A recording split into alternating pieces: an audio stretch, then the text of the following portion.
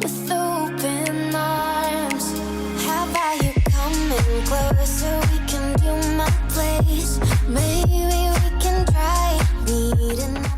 So after a long year, Xiaomi have finally launched the Redmi Buds 4 Pro, and I've had really positive experience with the Buds 3 Pro, and this time I hope the feeling is the same, so let's find out if it's a worthy upgrade. So the earbuds today were sent over to me by Xiaomi for review, and although these were sent over to me, there were no money exchanging hands, and this review is based on my honest and unbiased opinion. So the Buds 4 Pro retails at the same price of the Buds 3 Pro at launch and comes in at about $70 or about 280 Malaysia ringgit. And be sure to use the voucher by Xiaomi to get the price down in Amazon, because I noticed that it's a higher price. So if you're interested in getting these earbuds, do check out my links in the description below. So the Buds 3 Pro that I have here is absolutely a beautiful design, and I'm sad to see that they've ditched the design here, the long elongated tic-tac kind of shape casing here, and they went back to a more AirPods Pro style kind of case. And the Buds 4, however, the non-Pro version still rocks the same style as the Buds 3 Pro, but the Pro version is in this new model. So the case of the Buds 4 Pro is made of a plastic finish, very similar to the previous model, and it's very high quality finish. It doesn't feel like it's going to get scratched or it's going to have that rubbery, grippy material that it will melt after a couple of years. And the design here is very simple, and at the front here you're going to get an LED indicator, and at the back you're going to get a very simple Redmi branding there.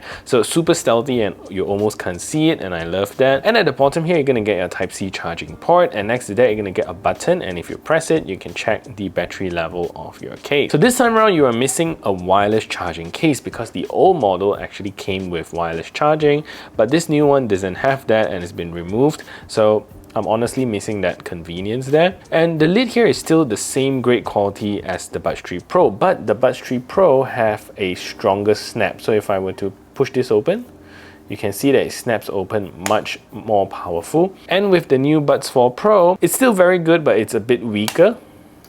So it doesn't like give that very solid snap. And the good news is that the lid still stays open, and that's a great quality indicator there. So with the Buds 3 Pro, you're gonna get this earbud style earbuds, which is really nice to use. But with the Buds 4 Pro now, you're gonna get more of this stem style design, again with that AirPods Pro style ear tips, since I guess it's very comfortable and everybody's adopting it. The stem here is also pretty short, and you're not gonna get that long original AirPod look. That might not be your thing. So the rest of the earbuds is pretty basic, and you're gonna get a silver strip here going down the side of the touch sensor, and unfortunately there is no swipe control here. And you're also going to get an in-ear sensor with this model, so similar to the Buds 3 Pro. So Redmi has definitely improved in the battery life here, and that was one of the things that was very weak with the Buds 3 Pro. And without ANC now, you're going to get 9 hours of battery life and 27 additional hours with the case.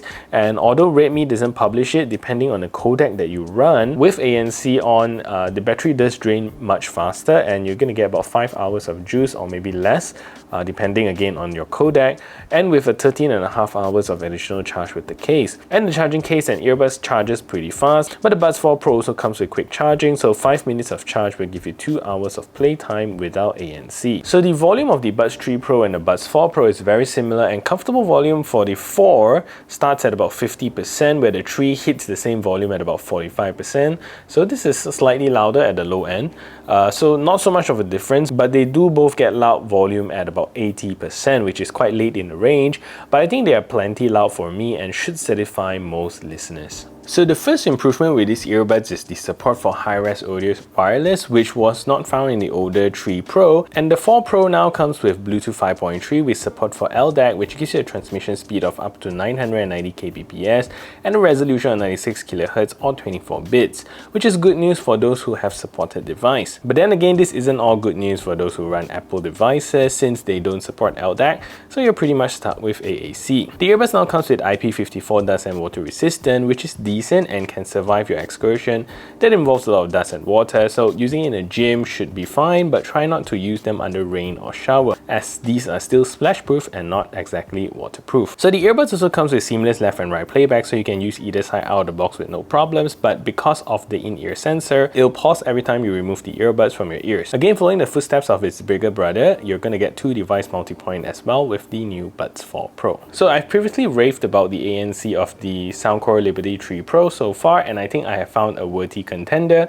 And I think the Redmi Buds 4 Pro gives the Liberty 3 Pro a run for its money, and especially at this budget price point, the Buds 4 Pro is seriously impressive. So where the Buds 3 Pro was not the best, especially with crowd noises, and mostly because of the fit, which is very hard to get a good seal compared to the AirPods Pro style design, the Buds 4 Pro now annihilates all low humming noises. Both road noise and airplane cabin noises just disappears when you have soft music playing. So I test them with a separate headphones usually playing loud noises and the Buds 4 Pro inside my ears, and I put the headphones on and I had to double check that the noise was still playing because I can't hear anything. So that's how good this in cancelling low humming noises. But with crowd noises, it is slightly improved from the Buds 3 Pro, but I can still hear some of it through with music playing, so no full marks here. And the transparency mode is also really comfortable to use, and it has a very slight hint of amplification, but for the most part, if you're talking to someone, it's still best to remove them or pause your media. Ultimately, I'm happy to report an ANC Performance of 9.7 out of 10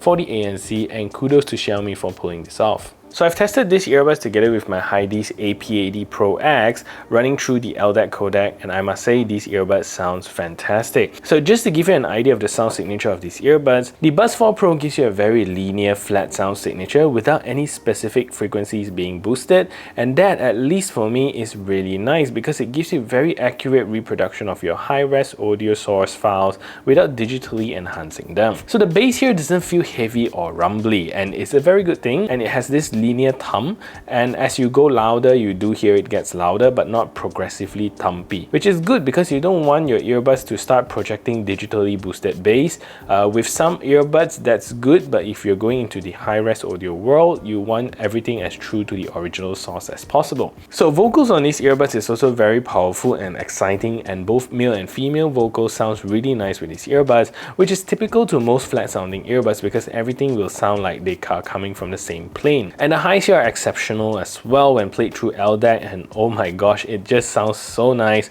No distortion, very clear, and you hear every sparkle. So the good thing about the Hydease AP80 Pro X, the one I have here is in the red copper limited edition, you can check out my video, is that you can swap the codec on the fly, and you can just swap it and immediately hear a really big difference and with sound signature. Of course, what you feel immediately is the drop in resolution just doesn't feel as sharp. For example, LDAC to AAC or to SBC, it doesn't feel that exciting, but with high quality audio source, you actually don't see such a big drop in quality. So the verdict is, regardless of codec, if you start with bad audio source, it doesn't matter what codec you use, it's not going to sound good. So this is a test to see if the Redmi Buds 4 Pro is a good earbuds for making phone calls. So this is me speaking in a relatively quiet environment, and this is the call quality that you can expect. So what I'm going to do now is to turn on a simulated background noise so you can hear a difference.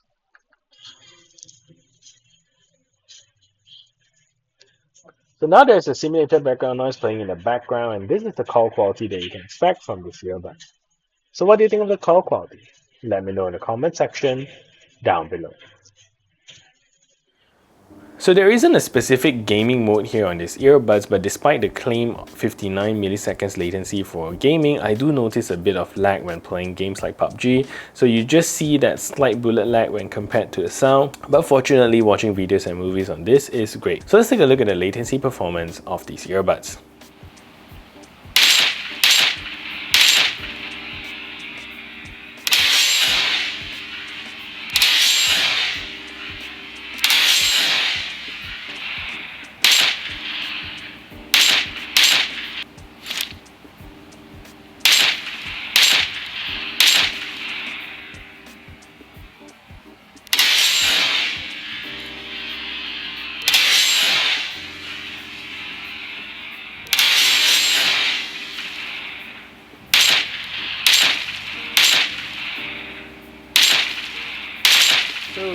So controls also took a back seat here with the 4 Pro, and you're going to get very basic controls here. So to play or pause media, double tap on either side of the earbuds and it will play or pause your media. And to skip tracks forward, tap 3 times on either side of the earbuds, so 1, 2, 3. and you skip forward, 1, 2, 3, and you skip forward again. So unfortunately, these earbuds don't skip backwards, so that's one thing to take note of. And finally, to toggle between the different ANC modes, tap and hold on either side of the earbuds and it will toggle you between the different modes. So that's all for the controls of the Buds 4 Pro. As I was testing these earbuds, I really hope it was the perfect earbuds, but to be fair to it, at this price point, the Buds 4 Pro does 95% of the things right, and only the controls is a little bit of a bummer for me, and latency is still decent but could be better. So what do you think? Are these worth the upgrade? For me, I think it is. So let me know in the comment section below. Anyways, that is it for this review. If you find this video helpful, smash that thumbs up button, share this video everywhere, and if you haven't yet subscribed, do consider subscribing, and I'll see you in the next video.